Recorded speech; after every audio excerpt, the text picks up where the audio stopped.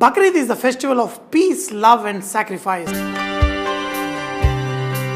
Hello, Namaste, Salam Alaikum, Sat Sri Akal. Welcome back to another session with your Washaf at Vareva.com. Today, I'm going to show you the bakra, the mutton biryani, and I want you all to try this biryani right away and enjoy the festival of Bakrid. To make this lamb biryani, the first thing is going and getting the tender lamb possible. We're going to talk about tenderizer also. Once you have very nice tender meat, to make this mutton nice and tender, we have many tenderizers. One is raw papaya paste. This green papaya paste is going to slightly tenderize the meat, and the meat is going to be nice, succulent and juicy when it is cooked in the kacha, that is the raw style.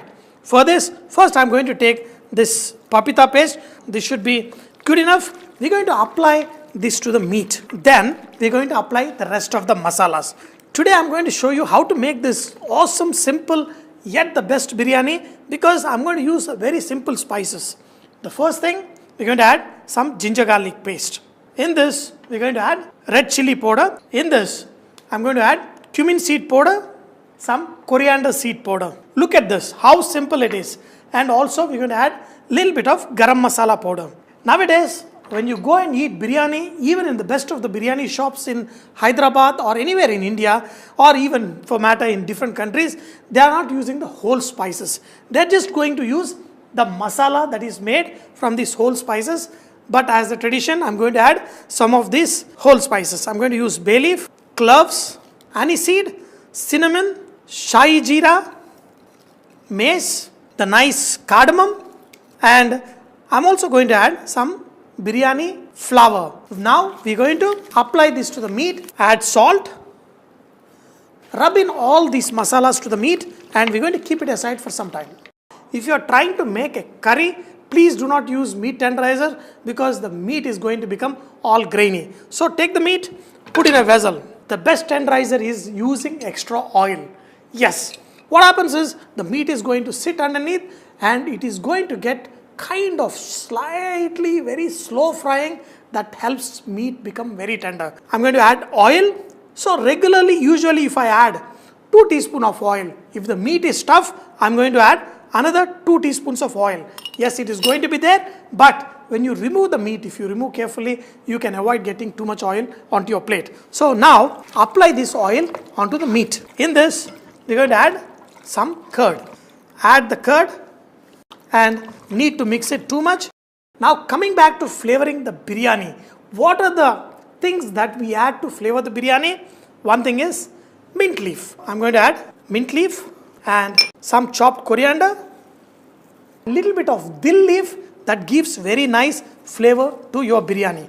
And the last thing is brown onion. These brown onions will make it very, very tasty. In the last, I'm just going to add some green chilies. Green chilies that is going to make this biryani a little bit hot. Now we got the meat right, and in this we're going to add a little bit of peppercorns also. You know, a lot of people make the mistake cooking the rice, so we're going to take a little time and talk about it. First thing is, to have the rice perfectly done, you're going to add 1 teaspoon of oil in this. Now, salt is the most important thing, because if the water is not perfectly tasty, you will not have great biryani. First, we're going to add salt in this, and whether I taste anything else but water of this biryani is something that I will not miss tasting. It has to be slightly salty, not too much though, but if it is not, then your biryani is messed up. So, it's perfect.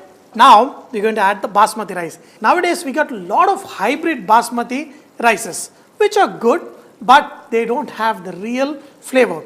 So, what we do to get the awesome flavor of basmati, even if you do not get the best basmati, is by adding some kevda water. So because the basmati flavor is more or less same as kevda water, but we're going to do that later. All the basmati rice brands which have the best basmatis are priced high. So unfortunately, the best basmati rices are highly priced.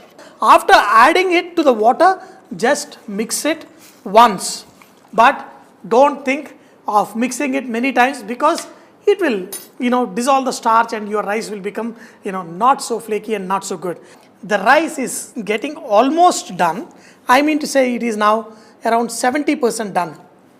I think I'm going to let it done till it is 80% because the meat is nice and tender. So I'm going to let this rice cook till it is 80%. Once it is almost comes to 70%, then reduce the flame. And now look at the way I'm going to transfer the rice on top of this mutton. Take this rice, treat it very gentle, love it and spread it. Now look at this. I'm not dumping it. I am just dropping the air and I'm letting nice gap come between this rice. So when it comes out, it gets perfect. So when it is get dum, that is cooked within its own heat, the rice will expand. Because the basmati rice, it will expand lengthwise while it is getting dum. Very carefully spread this rice on top of this. We're going to light it and we're going to put it on the full flame, but we're going to seal it. Before we do that, we're going to spread with this brown onion. This is what is going to give a very nice flavor to our biryani. And also some mint leaf. In this, maybe some chopped coriander and saffron water. To make this rice nice and colorful, we're going to add some saffron water.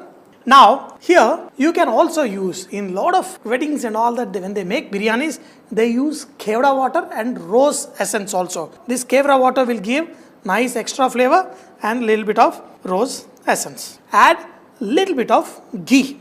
This ghee in the last will give extra kick. So I'm not going to add too much of the ghee, very little, so that it spreads down and the flavors will come awesome. The flame from underneath and the heat from the rice will help this mutton cook really fast. Now for sealing this, I'm going to use some dough. Any chapati dough, leftover dough, anything you can use. But traditionally they use nice ghee mixed atta for this, because when this is done, they also eat this atta. But I'm not such a big fan of eating it right now. So I'm just going to use the regular chapati atta for this. Make this dough thin. Take this lid and first seal it. I'm going to make this airtight so that no steam escapes and we get a good biryani. Now, all the edges, and also there's a little hole here. I'm going to seal it. I'm going to put this, press it. Usually we have a big handi and there is a plate on which we put, some weight. But here I've got a glass ball. But always, if you use a little bit of common sense, you'll find a technique. I'm going to take a pot, put it ulta, and on this, we're going to put weight. Just carefully adjust. First 10 minutes on a high flame, then next 15 minutes on a medium flame. After that, 15-20 minutes on a very slow flame, and your biryani will be cooked perfect.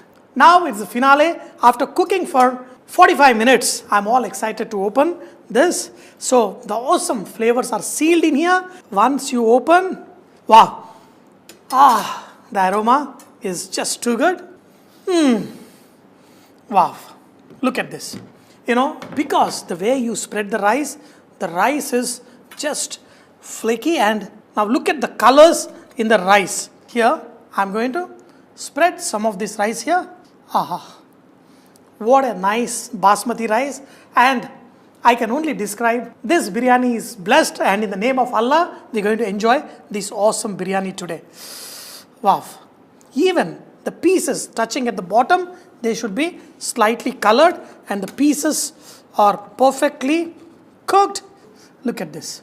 Each piece is like, wow. Look at this biryani. It is just awesome. Dear friends, and the best of the best biryani is enjoyed with raita or salan. But, if the biryani is perfect, all I need is just a little bit of raita and awesome flavor here, and the meat is just perfectly cooked. Just melting away in the mouth. And the rice is also perfectly cooked. And with the raita, you will thoroughly enjoy this biryani. Every bite is heavenly. Wow. The onion flavor, the mint, the coriander, and a little bit of rose and kevra water, and the awesome flavor of the basmati rice. This is just a perfect biryani for a great festival. Dear friends, I hope you enjoyed today's session of learning how to make this awesome biryani. But do not forget, Vareva is all about inspiring others to cook. So please post your recipes and cooking tips at vareva.com so others can benefit from your great cooking.